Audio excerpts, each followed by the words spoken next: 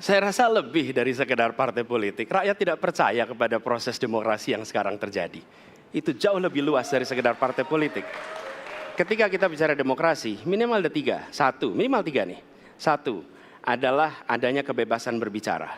Yang kedua, adanya oposisi yang bebas untuk mengkritik pemerintah dan menjadi penyeimbang pemerintah.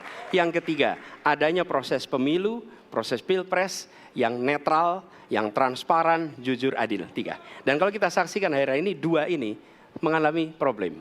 Kita menyaksikan bagaimana kebebasan berbicara menurun, termasuk mengkritik partai politik.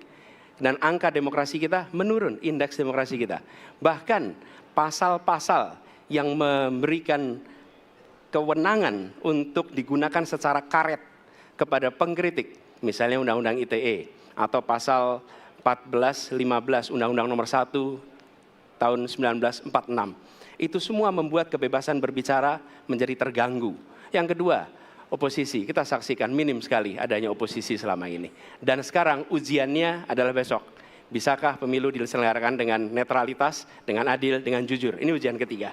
Jadi, persoalan demokrasi kita lebih luas dari segala persoalan kepada partai politik. Nah, bagaimana untuk partai politik sendiri? Partai politik perlu mengembalikan kepercayaan. Tapi di sini ada peran negara. Menurut saya salah satu masalah yang mendasar partai politik ini memerlukan biaya. Dan biaya politik selama ini tidak pernah diperhatikan di dalam proses politik.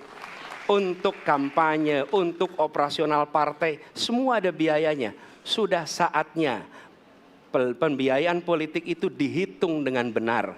Ada transparansi, sehingga rakyat pun melihat ini institusi yang bisa dipertanggungjawabkan. Jadi salah satu reformnya adalah reform pembiayaan politik oleh partai politik. Terima kasih. Baik. Waktu sudah habis, terima kasih. Kini kami persilakan calon presiden nomor urut 2 untuk menanggapi jawaban calon presiden nomor urut 1. Waktunya 1 menit, dimulai dari sekarang. Mas Anies.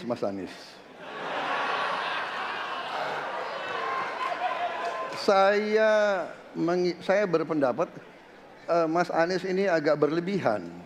Mas Anies mengeluh tentang demokrasi ini dan itu dan ini. Mas Anies dipilih jadi gubernur DKI menghadapi pemerintah yang berkuasa. Saya yang mengusung Bapak.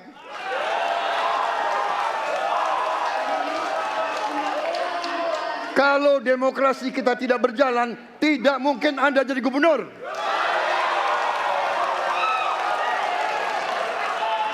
Kalau Jokowi diktator, Anda tidak mungkin jadi gubernur. Saya waktu itu oposisi, Mas Anies. Anda ke rumah saya, kita oposisi, Anda terpilih. Waktu habis, Bapak. Harap tenang, Bapak Prabowo. Baik, para pendukung, kami mohon untuk tenang, para pendukung. Para pendukung, Baik. harap tenang. Kita akan lanjutkan dialog kita. Harap tenang, hadirin, harap tenang. Kami sampaikan kembali, hadirin harap tenang. Apabila tidak tenang, maka debat tidak dapat dilanjutkan. Ya, kami mohon kerjasamanya kepada para hadirin yang berada di halaman gedung KPU untuk bisa menaati aturan yang telah kita sepakati bersama. Ya. Baik, selanjutnya kepada calon presiden nomor urut 3. Kami silakan untuk menanggapi jawaban calon presiden nomor urut 1. Waktunya 1 menit dari sekarang. Saya jadi tidak enak ini Mbak hari ini. Mohon maaf. Saya tidak enak karena dua kawan saya sedang nagih janji dan membuka buku lama. Tapi percaya begini, yang pertama tidak ada demokrasi tanpa partai politik. Tidak ada, suka tidak suka, mau tidak mau.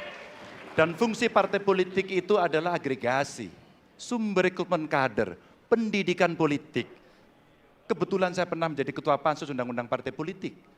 Maka pada saat perdebatan penguatan dari sisi anggaran, penguatan dari sisi partisipasi masyarakat mesti dilakukan, saat itu tidak terlalu banyak yang setuju. Maka Mas Anies, soal oposisi tidak oposisi, soal kepentingan saja kok. Kapan kita bertemu, kapan kita tidak bertemu dan kemudian kita akan bersikap pada posisi masing-masing. Tapi yang penting pendidikan politik kepada masyarakat itulah yang menjadi PR besar dari partai politik agar cepat Oke, dewasa. waktu Anda habis, Bapak. Ya, dan kita akan lanjutkan. Baik, kita akan lanjutkan debatnya, Bapak Ibu. Kita akan lanjutkan ke pertanyaan selanjutnya untuk calon presiden nomor urut 1. Ya. Untuk merespon Oke. tanggapan dari dua calon presiden lainnya, waktunya 1 menit dari sekarang. Ya. Terima kasih. Ketika kita menghadapi sebuah proses demokrasi, di situ ada pemerintah dan ada oposisi. Dua-duanya sama terhormat. Dan ketika proses pengambilan keputusan itu dilakukan, bila ada oposisi, maka selalu ada pandangan perspektif berbeda yang membuat masyarakat bisa menilai. Karena itu oposisi itu penting dan sama-sama terhormat. Sayangnya tidak semua orang tahan untuk berada menjadi oposisi. Oke? Seperti sampaikan Pak Prabowo tidak tahan untuk menjadi oposisi. Apa yang terjadi?